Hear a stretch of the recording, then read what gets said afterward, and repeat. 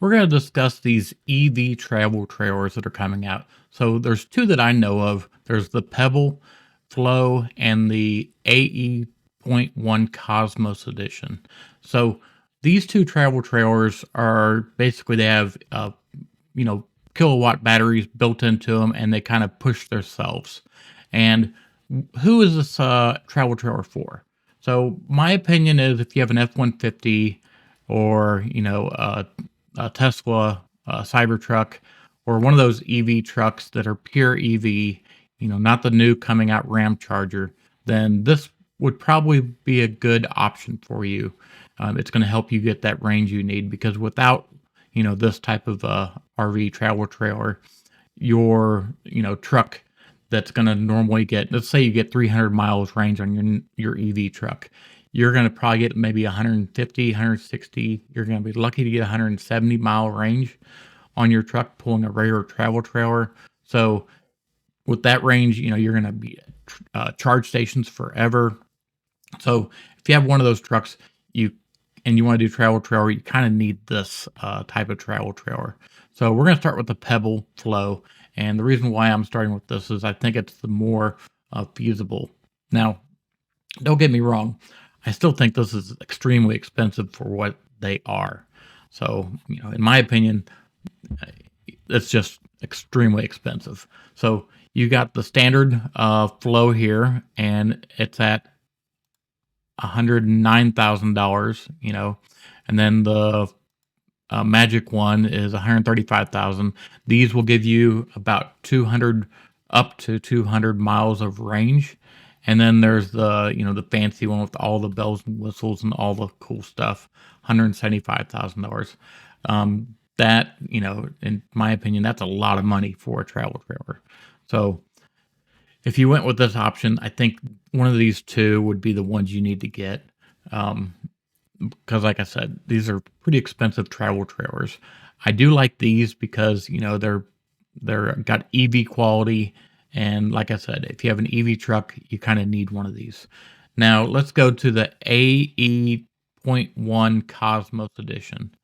So I personally have a problem with this one because you have three options, and you have the Taros one, which test drive range or truck drive range has not applicable. I don't think it has any range, which is why it's that. Now, I don't understand that if it doesn't have range, how you're going to get a tax break off of this. Maybe I'm missing something, but that doesn't make any sense to me. And then you got this one that has 140-mile range, so it'll extend the range to 140 miles of driving at $151,000. Then you have the all-in 300-mile range, $184,000. And there's even some higher-end ones that are the limited edition ones that are like $250,000 or something. So there's, in my opinion, they're very pricey. And I think that if you don't have like an EV F-150 or, a Rivian or a Cybertruck, then this shouldn't be in your picture to buy things because they are just very, expensive for what you're going to get out of it. And if you have, a regular truck, F-250 or something, then you can just buy a regular travel trailer. You're not going to be stuck at a station, recharging these things. Another thing is, these campgrounds are starting this new where you can't recharge, massive battery packs, like your truck. They're going to charge you for the power is what they're going to be trying to do lately. And when you have this and your Cybertruck at a park and you're recharging both of these, it's going to cost a lot more. So I'm just going to put that out there that they're probably going to do it someday. And when they do it, you're going to be paying for that electricity at that point. What I'm guessing anyway, is they're probably going to have like a baseline, you don't pay for anything below this usage, kind of the included camp fees. And then anything above, they're going to start charging you for that electricity that you're using because there's more and more EVs coming out. And with EVs, people are going to be charging at the campgrounds and it's going to be using a lot of power. So they're going to have to make up for it somehow. So that's all that is kind of in the future. We'll see what happens. But if I was betting anything, I would bet that's what's going to happen with these. They're going to put some sort of uh, meter that can meter and see what kind of each site is using. And they may even do it on a couple sites. They may say they may have 20 sites of kind of like reserved for Cybertrucks, and they'll say what kind of vehicle you're driving. You'll say Cybertruck, and then you'll be put into that pot because they don't, they're not going to be able to spend a bunch of money to upgrade these campsites. So they're probably going to do a few of them at first. So, that's my opinion on this. I personally am glad I have a regular truck.